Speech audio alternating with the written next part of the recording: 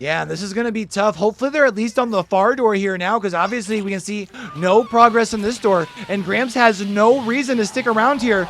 There is a straight shot as long as you can get this loop around. Gramps might be able to get a snipe here, heading for the door!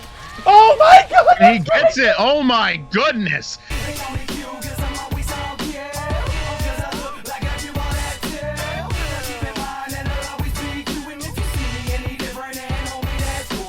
Hey, what it do, Fog Dwellers? It's your boy Q, and I apologize for my lack of YouTube content lately between the holidays, shoutcasting, and getting used to Weevil's new work schedule and how that affects our home dynamic. Things have been a little different, and we got plenty of things to talk about in the future videos. You know, we've got a new chapter, new content.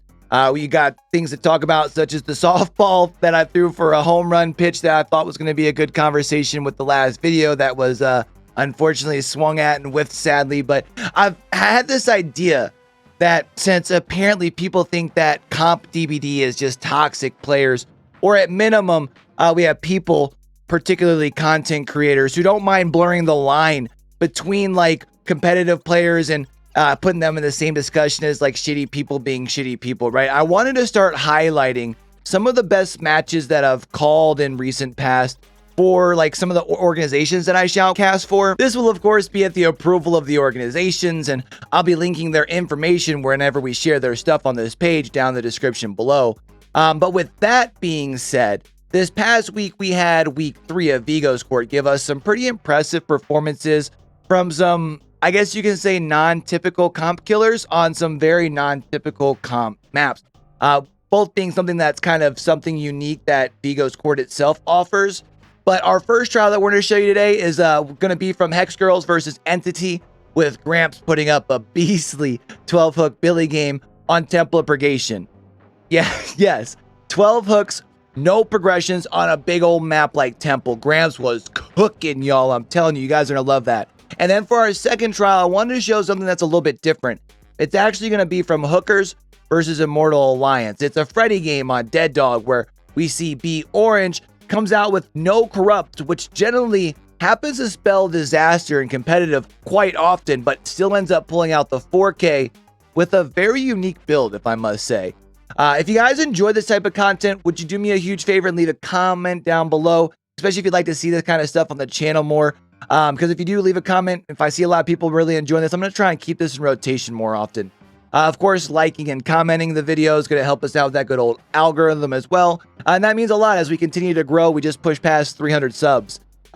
Speaking of course, if you are new here, you enjoy the vibes, do me a favor, smack that button, turn those notifications on too. That way we can catch you back here for our next video. All right. Or you can always come hang out with us on our channel on Twitch, where we do streak a couple days a week. We stream over there, or come join us on the desk whenever we happen to be shoutcasting. If you need to keep in track of where we're shoutcasting at, that's going to be in our Discord down below. I'll also leave Vigo's link down there too for you, okay? But I'm just going to go ahead and let you guys get to the 2 exciting trials. These ones for a whole bunch of fun to cast, whole bunch of fun to call. I hope you guys enjoyed as well. And don't forget, man, for real, with everything crazy going on in the world today, be true, be you, be sincere, game hard and love harder. It's your boy Q, signing out. And I do think that I'm hearing interesting choice here. Yeah, we are going to be seeing some high action Billy gameplay. Let's go. So you have to think this Billy must know how to curve, right? Oh, for sure. Oh my goodness gracious, but we're seeing Gramps with the snipe to start the game. You know, that was an interesting misplay. I think that was a misplay on Kenzo, because I don't think they were looking. No, it didn't look like he was aiming for them. No, I think actually Kenzo was working on the gen and probably would have been fine sticking to the gen, as Drew, I believe, was the intended target of that chainsaw. But it is going to be a down nonetheless, and now we're going to see Gramps loading, or they're going to locate another survivor here. And if you could get yourself back-to-back downs here, this could be a lot of pressure on Gramps on the beginning. Keeping in mind, again, that Gramps team, the Hex Girls, they were able to come out and put themselves in a little bit of a lead early, and that's another down. Wouldn't be surprised to see a slug, but instead, Gramps is going to take another fresh hook here. Basically just going to move this survivor to that same hook. I like this play, especially because you do see we were able to locate the what was supposed to be the location of the reset. Instead, you're going to be able to continue putting pressure onto those two survivors. Absolutely. And I feel like that shows a little bit of miscommunication on the team's part, right? Because if as soon as Leotro was down and heading towards that hook, they should have left. They should not be sitting there healing, right? Yeah, unless maybe possibly Kenzo here is at like 89% and you were hoping that possibly you could hit back-to-back straight skill checks. But yeah, otherwise you probably should have retreated. We are going to see, though, now Gramps making the very easy decision and continuing the tunnel process here onto Kenzo. Also keep in mind, you're noticing on the bottom left-hand corner of your screen, we have yet to see a save across the map, nor have we seen a generator getting complete here. There is generator number 1 coming across, but of course, generator number 1, as you just talked about heading into this trial, does yield you the least amount of points, and there's going to be a down before Kenzo can make it to the pallet space itself. You might have somebody close because that generator that got done earlier was relatively close to you, but you also know you have 2 people there for the reset. There's going to be a hook up you go, hook number 2, and now Gramps got to be feeling good right now, right? Absolutely. And he's doing a very good job of pushing people, right? I mean, like I said, it was a little unfortunate that they were right there, but he knows where they are. He's right on them, keeps going. And we do see, again, I was going to mention the low pro chain. He's making it known that he has it. He's not really trying to hide it, because he's just trying to get those downs as quick as possible. He does not care. Yeah, I do feel like most survivors at this point are kind of almost at the more assume the low pros until you can't otherwise, just because it's become so common. And we saw why they're here in the basement, right? Even though the pallet was dropped, you're still able to get the equivalent of an M1, although it obviously was with the chainsaw, but you're able to chain that together with another M1, and that's a down. Only generator number 2 getting down across the way here, which is going to be pretty important. You're going to see the same hook. This hook's getting used pretty heavy here, and it's a pretty central hook, while also giving Gramps the ability to traverse the map, as we do see Gramps here has located another survivor here in the corner. You're going to be able to get the M1. Yeah, I was going to say get the M1 before the pallet space. I really like that play there. And now you're just going to continue to rev up that chainsaw, try and close this distance, and should be able to cut off the survivor from this pallet space and just apply another M1. He's showing that he has very good efficiency and control with his Billy. Nice dead hard. To be able to zone with the Billy is pretty impressive to see. Yeah, the zoning, honestly, by Gramps has been really fun to watch, and it definitely is showing some patience and map awareness as well from our Zarina, because our Zarina's been on a very good job with this run, might I say. I do think that is actually the longest run that we have seen thus far in the trial. That's also going to result in the 3rd generator getting done across the way. Can't help but wonder if we've got a 4th one getting close as well, but we do have quite a bit of pallets that have been dropped. Wouldn't be surprised to see, yeah, I was going to say, see Gramps go ahead and remove some of these, especially with the low pro there, getting some extra value, and checking in on this generator over here. And again, just kind of removing those pallets. Also has scratch marks here. Might be able to find another survivor relatively quick. And as you said, he's doing a really good job. Oh my goodness, that would have been a great snipe, but he did use the low pro, so it will only injure. But the ability he has to control his Billy is very, very good. I have not seen this good of a Billy in quite a while. Yo, I don't even know what I just watched. He used it, and he was just trying to close the distance, and instead gets himself a free health state. Definitely a very nice move by Gramps. We are going to see a close here. Ooh, I thought was going to pull off the curve. That would have been very, very impressive. Do keep in mind, though, looking down there at the bottom left-hand corner of your screen, while we've been talking a lot about Gramps and how special his performance has been and how impressive it is, our survivors have done a very, very good job fighting back. This is only going to be hook number 6 here. They've done a very good job as far as getting generator work done. Now, this is going to be, I believe, a fresh hook on the Drew. Normally, the fresh hook is a big news for you in competitive because that is our front-loaded hooks. But actually, that hook is worth less than if you were to get somebody on a 2nd or onto a 3rd hook, I should say.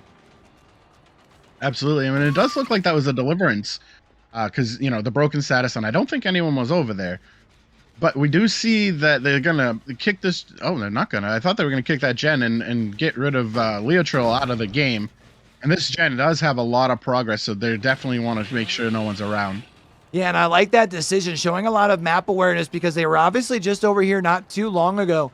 and there was not very much progress. So knowing that there's a second survivor around is going to see the back rev onto Ace, and that's going to be another down here. This is big because you can put Ace up on a hook, and you had mentioned it, Leotril, I was going to say if you get back over there, is on death hook.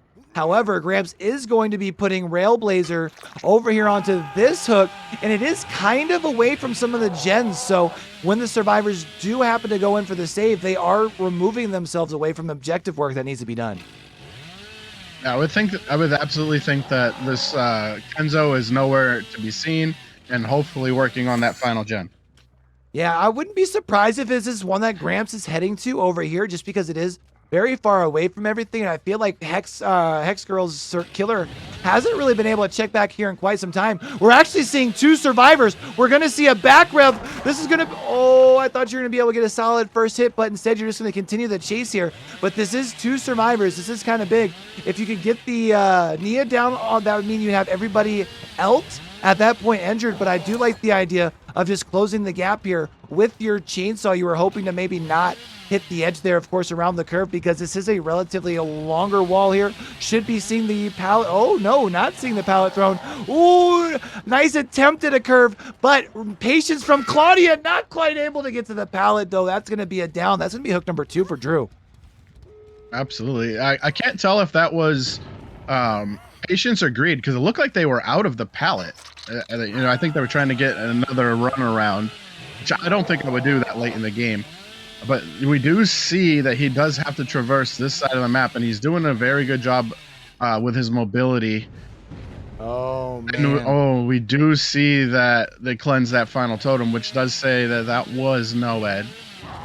And that's tough here, right? Because you are going to take a look around and you're going to see 3 different survivors are all full health, but you actually were able to get the body block here before the pallet.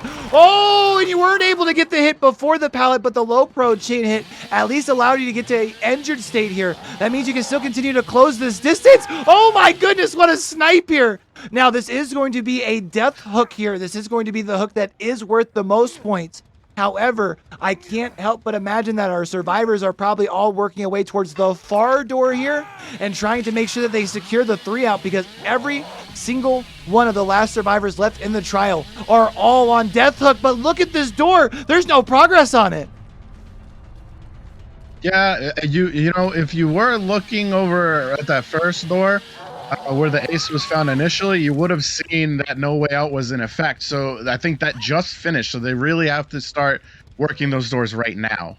Yeah, this is going to be tough. Hopefully they're at least on the far door here now, because obviously we can see no progress on this door, and Gramps has no reason to stick around here. There is a straight shot as long as you can get this loop around. Gramps might be able to get a snipe here, heading for the door! Oh my god! And he gets it. Oh my goodness! Did you see that perfect steering? This is gonna be huge right now. That's insane, because now you don't see any other scratch marks around here, right? You don't see anybody that was leaving. So now you might even be able to wrap up a 4K here. This is what we were talking about. This type of performance.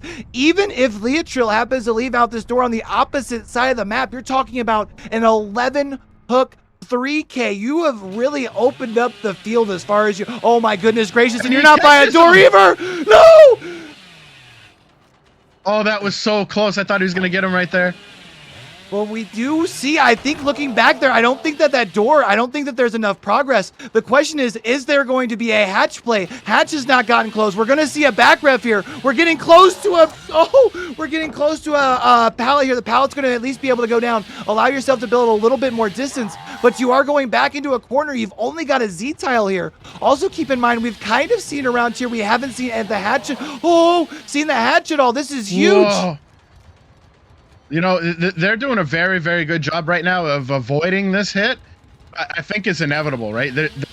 There's nothing they can do. The hatch is not here, right? They need to make distance and try to get away and try to find that hatch. Otherwise, it's just biding time, right? They're gonna go down if they don't find this hatch. Yeah, your only hope was, I was gonna say, maybe making that pallet, and instead that's gonna be down. And chat, I'm not sure what resolution y'all are watching this game in, but that does indeed look like a 4K to me. Gramps says, what? Temple of Purgation? You're saying that this is a hard map? Nah, dog. 4K, let's go. And not only a 4K, but a 12 hook 4K, right? I don't think there was a single progression this whole match. You know, that's a really good point. I will have to double check in the background to see if that is the case. But yeah, 12 hooks on a Billy on a map like this. I mean, holy cow. That is, wow, that's impressive here. But again, we are looking at trial number 3. We are looking at a little bit of a lead here for hookers. They are on their home field. We are now loaded in. Let's go ahead and get ready for it, chat.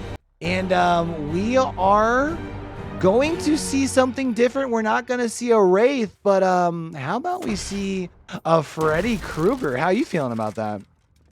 I like seeing Freddy out on the field. I think he's not very strong, but I think he is what's the word I'm looking for? Underestimated. Yeah, I like the ability of Freddy. Of course, has the ability to teleport, get some extra pressure quickly across the map. We do have, well, 4 mystery perks here. We don't even have a corrupt intervention worth mentioning here, which is kind of interesting because typically in a competitive scene, we do see that the last thing you want to do is give the survivors access to all of the generators right away. So maybe showing quite a bit of confidence here is B Orange, but that is going to be a very quick down. B Orange also going to be breaking down the little portion of this wall here, breaking down the TNL area, making this a little bit less effective of an area for our survivors to use later on. We are going to see, though, with the pickup, we are going to see that Thrilling Trevor's which is going to give our killer a little bit of information here as far as where to go with that teleport. I do like that there as far as being able to give yourself that information. Now B Orange now pushing back into this corner. And even though you didn't get pressure right on the person who was up on the gallows, you have now pushed people off of 2 separate generators. You have also been able to get a health state change onto your ace here as well. So a lot of pressure coming from the early portion of the trial thus far from B Orange, but keep in mind from our survivor side, we have yet to see a generator, and that's because our survivor's been spreading that pressure. So definitely need to see B Orange continue to keep this thing up if he wants to walk away with quite a few eliminations. Absolutely. Survivors are definitely putting down a lot of gen pressure here. They're all definitely not staying in the same area as one another. So you can imagine probably going to see a few gens pop at the same time as long as they can keep the killer distracted here. Yeah, there's going to be generator number 1 getting complete. That's also while we happened to see another down coming in, the down here on to Techno Badger. We're also going to be seeing a reset coming in across the way, across the way too. So now at this point, you have gotten 2 hooks. They are 2 fresh hooks, so you don't have anybody that's close to being tunneled out just quite yet, but you do have 2 separate people 1 step closer to elimination as well. So B Orange here, again, keeping in mind with Freddy here, you do have the ability to do exactly what we're seeing here, use the teleportation. This time, though, B Orange actually going for the fake. I do like that play here. We are also going to see with that kick, we're going to notice those orange sparks. That is going to be that pop goes the weasel. So B Orange does have that ability to continue with some of your regression as long as you continue to maintain stacking up these hook states here. We're also going to see that unhook coming in across the way. Shack pallet getting used. We're seeing B Orange getting rid of a lot of resources early. Absolutely, and as we talked about before, this is a smaller map with not a lot of resources and key points. So once those are gone, it's going to get really tricky for our survivors to stay on their feet. Yeah, and that's going to... Ooh, nice dead hard there, actually, from the very Meg. nicely timed. Yeah, even though it doesn't buy you too much extra time, it did buy you a little bit of time. You're also going to see that Eruption procs here. We can now talk about that. Eruption, kind of an interesting perk here. I like the idea, obviously, since you are going to be teleporting to gens. Obviously, you're also going to be kicking gens with those that pop goes the weasel. So kind of earning some additional regression on those gens as well. Going to see the hit coming across onto Techno Badger there here too. Right now, at this point, B Orange, 3 hook states for only 1 generator being complete thus far. Definitely got to be feeling good for your team if you are the hookers, feeling like you're sitting on waiting to be coming out here for trial number 4 on the survivor side. And if B Orange can keep this thing going, you only are going to have to complete a couple of generators. Absolutely, and I do want to point out that we noticed there was no corrupt earlier, but this build is really tailored towards information that caters to Freddy's power. Yeah, that's a really good point, right? Because every time you get the down, after you get the kicks coming in, you're going to see the eruption. Also, too, you're going to be able to see the explosions after you're down as well if you happen to get the proxies from that jolt there, which used to be Surge. We are going to see, ooh, a down here onto Techno Badger, and you talked about that information. We do see people were working on both of those gens there, which means you have a little bit of information, or sorry, you have just the one in the back that was being worked on. But that is instant regression on both of those gens there. And when you get to combine that with another pop goes the weasel kick in this corner, you're talking about B Orange just really being able to prevent a lot of work getting done. We're talking about just this one generator. This thing's been worked on enough to be complete, I think, twice or maybe even 3 times over now. Absolutely, but that's Pop Goes the Weasel for you. The nature of the beast is that it's going to be really nasty. If they can't focus that gen up, maybe even double up on it, he's going to keep knocking it down. Especially because every time you go over there, right, not only are you getting that 25% regression from the Pop Goes the Weasel, but we talked about that eruption, and you are going to get the extra percentage from there as well. You are able to get another down onto the Megan here. You're going to be able to face the wall. No worry as far as any firecrackers or any sort of flashlights here or anything like that. With another hook being so close to that back gen, would not be surprised to see B Orange go back to that back corner. Instead, though, you do see B Orange being able to locate some scratch marks here. Now going to actually continue to track these scratch marks down. I think this is the point where you're going to see B Orange try and make a very educated decision with this Pop Goes the Weasel. Now coming over to this portion, notices a decent amount of progress. However, don't know if B Orange breaks away from this chase. Nope, we do actually see B Orange breaking away here. I do like this, again, spreading that pressure, knowing you've put a lot of regression on the generator across the way, and that's going to be a Freddy lunge for you with the nice hit and another little bit of regression coming from that eruption there as well on another generator. Absolutely brutal gameplay from our Freddy here. And I do want to point out, not only does Eruption give information and regression, it also renders the survivors unable to work on that generator for a little bit. Well, to work on anything in general because they are incapacitated. Yeah, and that's work on anything is interesting, right? Because maybe you have survivors who aren't trying to give away a heal location, so maybe you aren't able to heal now as well, right? Or maybe you have somebody 99 because you're trying to get resilience value and now you can't heal now as well. But the other thing that we keep talking to, and I can't help but keep pointing out, is the regression, because when you pair it with the Pop Goes the Weasel you're seeing here, you get just so much help. And now we are going to see generator number 2 coming in. But again, that's only generator number 2. We see B Orange keeping up a lot of pressure. A nice cutoff there, going up and over and through the woods to grandmother's house. We go for the hit there, and that's going to be now just following the Fang to the backside of the map here. Should be able to secure it because this is a very unsafe pallet. That is going to be a down. I think Misery, I know for sure, has been hooked once. Not sure if they've been hooked twice. Not sure if this is an elimination hook or not. But, you know, we're talking about, oh, that is an elimination hook. Look at this, chat. This is a 2v1 at this point, and there have been only 2 generators complete. Talk about pressure from B Orange. Absolutely brutal.